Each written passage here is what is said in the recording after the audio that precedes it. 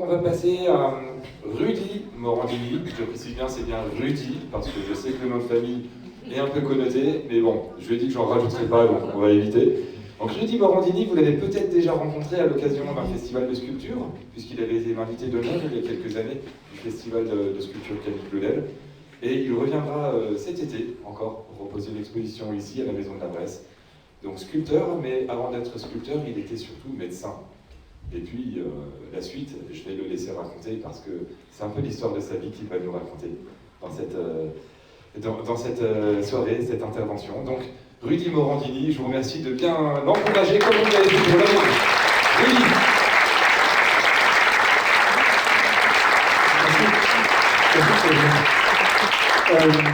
Difficile de passer après deux intervenants comme ça aussi brillants.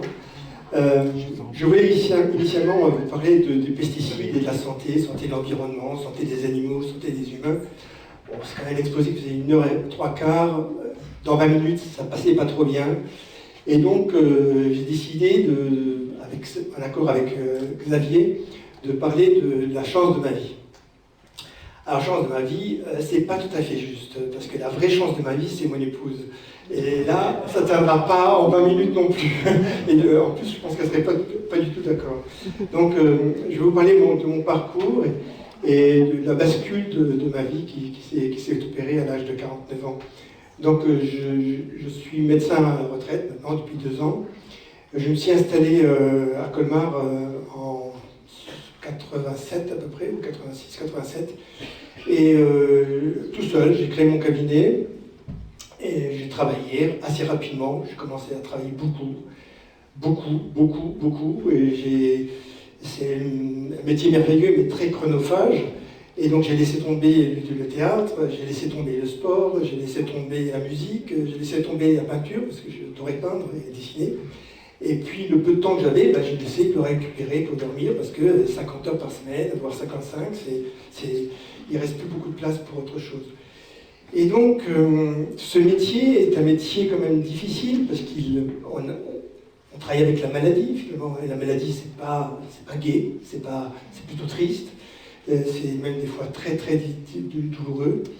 Et donc, souvent, notre corporation, pour nous protéger, parce qu'on souffre bien sûr de tous ces malheurs, on se blinde. On se blinde et on met des carapaces, on met du béton avec des grosses plaques d'acier, puis on commence à ressembler à une sorte de monolithique comme ça, une monolithe très, très solide. Il n'y a plus rien qui rentre. Donc on n'est plus touché, on devient sensible. Le problème, c'est qu'il n'y a plus rien qui sort non plus. Et donc on s'endurcit, on devient dur. Et le travail, je commençais à changer, à modifier, à devenir acariâtre, agressif, toujours en colère, impatient, au point que je devenais imbuvable, un vrai con, je ne peux pas dire autrement. Mais je n'en avais pas conscience, parce que c'est venu progressivement sur des années, et ça m'a amené à devenir un personnage qui n'était plus moi finalement, mais qui devenait extrêmement difficile à vivre, au point que mon épouse m'a avoué plus tard qu'elle était pas loin de me quitter.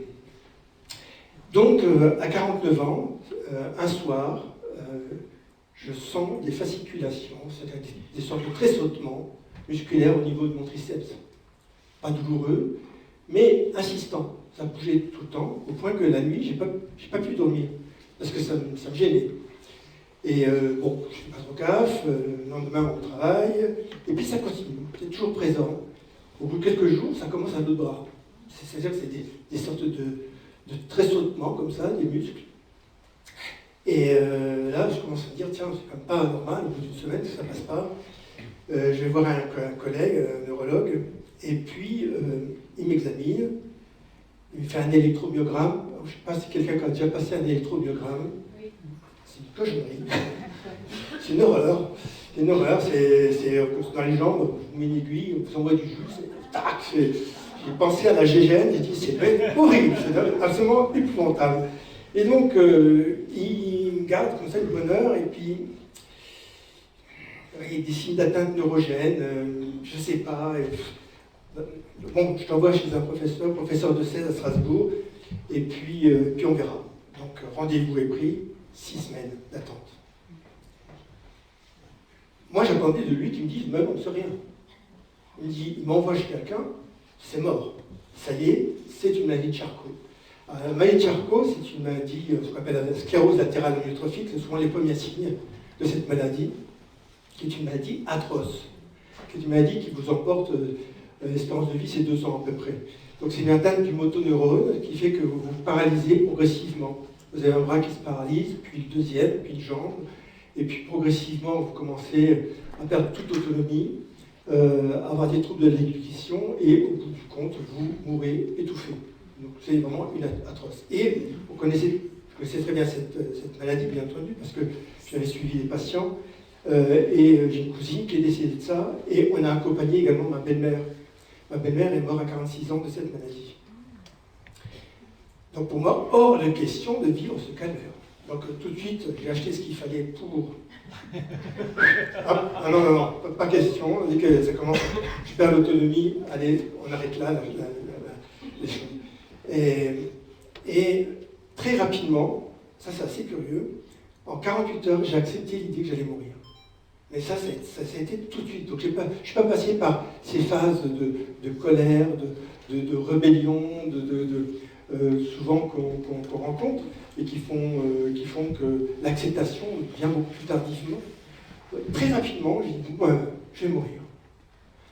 Je vais mourir, ok, c'est comme ça. Mais il faut que je mette de l'ordre dans ma vie. Et cette période-là, de 6 semaines, a été une période tout à fait exceptionnelle. Tout à fait exceptionnelle parce que j'avais une acuité tout à fait étonnante. Je n'ai pas été dans la colère ou dans le... Non, pas du tout. C'est pas du tout ça qui s'est passé. Bien sûr, un grand bouleversement. Et je vous raconte juste, parce que je ne me rappelle jamais de mes rêves, mais là, je me rappelle d'un rêve très précis où j'allais dans mon jardin, qui était envahi par des ronces, par les mauvaises herbes, enfin vraiment, ce qui était un chantier. Et je me déshabille. Il ne faisait pas si chaud que ça finalement, mais je me déshabille, je me mets à poil, mais vraiment à poil, je mets mes chaussures, mon pantalon et tout, et je rentre dedans et j'enlève ces ronces à la main nue, et je les fais de place nette. Donc j'étais une plaie vivante, évidemment déchirée, déchiquetée partout, mais mon jardin était propre, en place. Et c'est exactement ce qui s'est passé dans ma vie finalement. C'est que ce bouleversement, cette imminence de la mort, m'a fait prendre conscience de beaucoup de choses. Et j'ai quelques anecdotes à vous raconter dans cette période-là. J'étais voir un soir, je rentrais tard du boulot, il était 9h, et j'ai été voir un ami, Claude. Je sonne chez lui, ring, 9h du soir. On lui dit, qu'est-ce qui se passe, qu'est-ce qui t'arrive?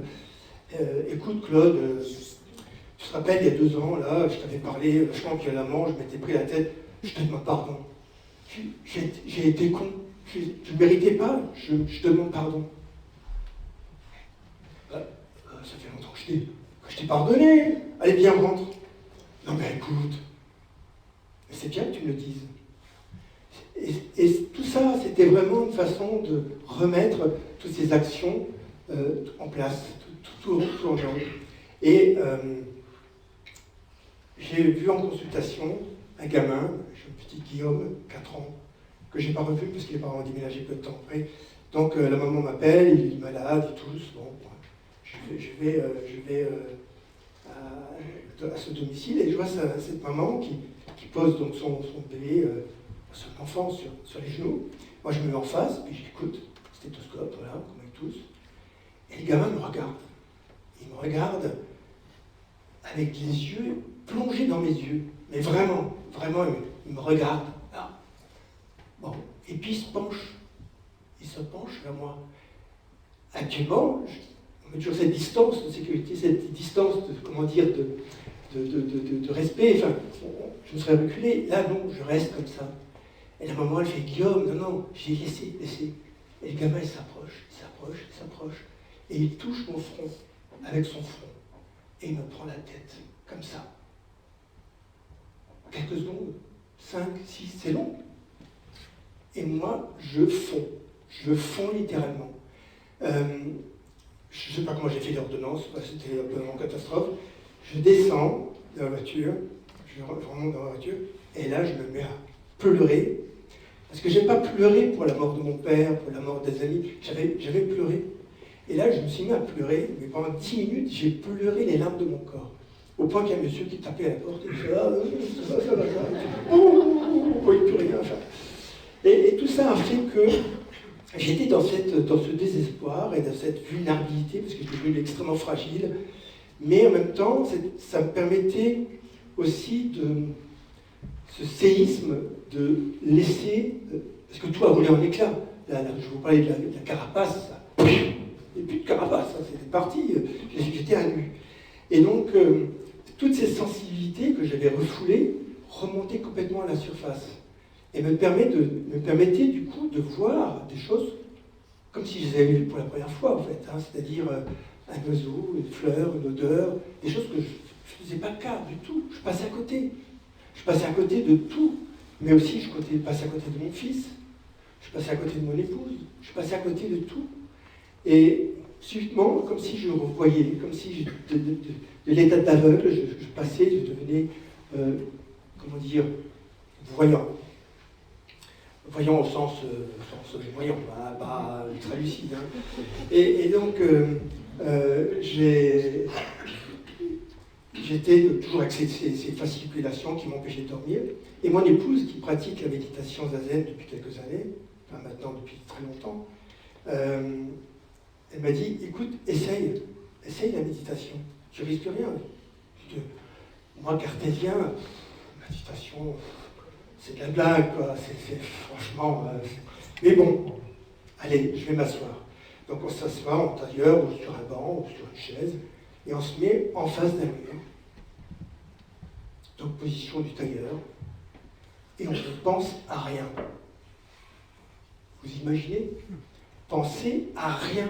Mais c'est une difficulté. Donc en fait, on ne fait rien, mais on le fait à fond. C'est quand vraiment, je ne fais rien, je ne pense à rien. Alors évidemment, il y a des pensées qui viennent, mais on essaye de tout de suite les zapper. Et c'est juste essayer d'être dans l'instant, dans la sensation, dans la sensation. Bon, pareil, je ne dis pas les premières séances, je ne dis pas. Donc mon épouse m'accompagnait, essayait de me diriger un petit peu. Et puis je me suis mis tous les jours devant le mur pendant 20 minutes, et je continue à le faire d'ailleurs, tous les jours, 20 minutes devant le mur.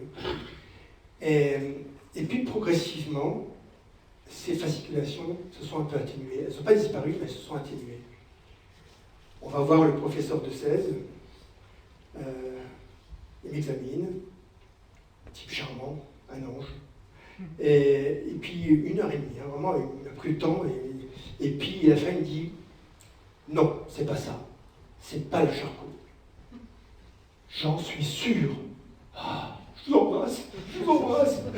Et en fait, il m'a dit c'était le stress. Hein, le stress, l'énorme quantité de stress, l'adrénaline provoque ça, peut provoquer ça. Il avait déjà eu des cas auparavant, et mais qui peuvent aussi entraîner une sorte d'autres maladies. Ce stress oxydatif vous abîme, vous exquinte. Alors que la méditation, au contraire, la méditation vous rajeunit. Il y a des études qui ont montré que les gens qui méditent régulièrement, et beaucoup, arrivent à freiner la diminution des allèles chromosomiques. C'est-à-dire que vous avez des branches chromosomiques, et avec le vieillissement, ces chromosomes se ratatinent. C'est le processus du vieillissement.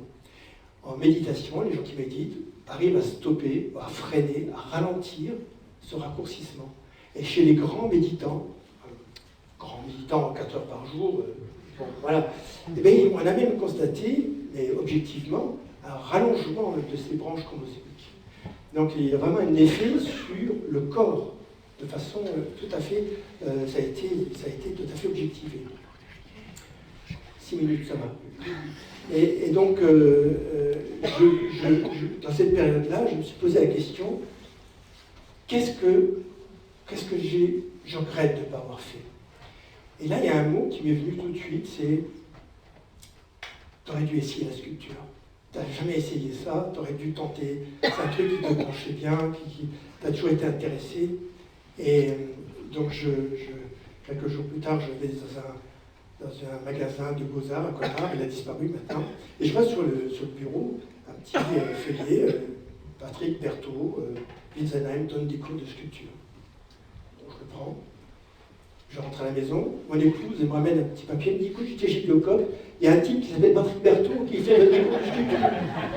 Ben ça, c'est un signe. Et bien je fais attention aussi. Parce que les signes vous parlent. On ne les voit pas, mais ils peuvent vous parler. Et donc je vais voir ce type, et puis je suis rentré là-dedans, passionné. C'était absolument génial. Donc, toutes les techniques, c'était la sculpture de pierre à l'époque. Et donc toutes les techniques de sculpture de pierre, j'ai appris les modelages, enfin j'étais passionné. Et donc j'ai ralenti sur les conseils de professeur d'essai, je me suis permis un après-midi de la semaine, et j'allais là-bas apprendre toutes ces techniques-là. J'ai fait des stages à Carrare, enfin bref, je me suis rentré là-dedans, et ça m'a passionné, mais passionné. Et d'ailleurs je continue, mais là je fais encore plus, parce que maintenant je ne travaille plus depuis 2 ans. Et juste pour vous dire que les rapports avec les proches aussi ont beaucoup changé. Mon fils, je me suis rendu compte qu'il ne me parlait pas. C'est normal, c'est quand vous êtes tout le temps enguirlandé, il ramenait une note en dessous de 15, j'ai engueulé, donc pour vous dire. Donc le dialogue n'était pas possible. Et au bout de quelques temps, je me dis, bon, Hugo, mon fils s'appelle Hugo, je vais quand même changer. Hein, à vous. Et voilà, les ados, c'est absolument incroyable. Ouais, t'es moins con. Mais ça veut dire beaucoup. Ça veut dire beaucoup. C'était énorme. Et donc, j'ai pris la décision de prendre une semaine avec lui, qu'on a renouvelé l'année suivante, de prendre mon fils et puis d'aller tous les deux, vraiment tous les deux. On a été en Corse et il faisait de la plongée, donc j'ai appris la plongée pour aller avec lui, etc. Et on a partagé le quotidien. C'est-à-dire que le matin, on se levait, on était dans le même lit, on faisait le petit déjeuner ensemble, discutait, on allait à la plage, on marchait, Et j'ai appris à découvrir mon fils, je ne le connaissais pas du tout. Je ne connaissais pas mon fils. Je connaissais des gens, des patients, beaucoup mieux que mon fils. Je ne savais pas que ses lectures, je sais que ses goûts musicaux, et j'ai découvert un gamin qui était génial. Je l'emmêlais tout le temps, il était génial. Et lui-même m'a découvert. Parce qu'il ne connaissait pas du tout non plus. On se croisait. Et il m'a même dit ah, mais tu sais, t'es rigolo quand même. Et c'est pourtant, c'est une réalité. Donc, un conseil, je vous donne un conseil au papa. Si vous avez des enfants, des ados notamment, faites cette expérience. Partez au sac à dos, tente, n'importe. Faites cette expérience-là. Parce que souvent, il y a une sorte de pudeur. Les hommes, on a du mal, des fois, à exprimer certaines choses. Et on ne connaît souvent pas bien nos ados. Surtout les garçons, peut-être. Les filles, c'est encore différent. Je pense qu'il y a un rapport avec le maire qui est peut-être encore différent. Mais faites cette expérience-là, c'est génial. Et maintenant, j'ai des rapports avec mon fils qui sont exceptionnels. Exceptionnels. Mais je serais passé à côté s'il n'était pas arrivé ça. Comme la sculpture, je serais passé à côté s'il ne m'était pas arrivé ça. Et donc c'est ça la chance de ma vie, c'est le fait d'avoir pu réaliser que l'essentiel, c'est de réaliser que finalement on n'a que 2 vies. Et que la deuxième, elle commence quand on a bien compris qu'on n'en a qu'une. Ça, c'est Confucius, je crois, qui a dit ça. Mais c'est vraiment important de saisir ça, parce que ça permet de... On dit souvent, bon, on a le temps, on fera plus tard, etc. Non, faites maintenant, ayez conscience de ça. Et ce qui a changé aussi, c'est qu'il m'est impossible depuis de me mettre en colère. Je n'arrive plus, c'est pas que je n'arrive plus à me mettre en colère. Je peux m'indigner pour certaines choses qui sont révoltantes, et je n'arrive plus à me mettre en colère. On ne fait que de poisson. Alors qu'avant, j'allais le pousser, le gars. Non, tout a changé. Tout a totalement changé pour le bonheur de mes proches, bien sûr, et des miens, bien sûr, et de moi aussi, bien sûr. Voilà. Et donc la sculpture, ben, je continue et je me passionne pour ça et je me lance complètement. Et le matin, je souhaite à tout le monde une passion de ce type parce que le matin on se lève, je fais un atelier, je suis content, je suis heureux. Et donc c'est quelque chose qui est important, avoir une passion, c'est quelque chose qui vous anime, qui vous rend vivant. Je souhaite à tous d'avoir une passion, ou d'essayer de la découvrir, parce que des fois on ne sait pas. On ne sait pas, il faut tester, il faut éprouver pour pouvoir se rendre compte qu'il y a quelque chose qui subitement vous anime et vous porte et vous passionne. Voilà, il reste 20 secondes. Je vous remercie de votre attention. J'espère que je n'ai pas été trop pénible. Mais c'était pas si facile pour moi parce que c'est quelque chose de mise à nu, même si on a parlé beaucoup de nudité tout à l'heure. C'était pas si simple. Mais je vous remercie de votre attention.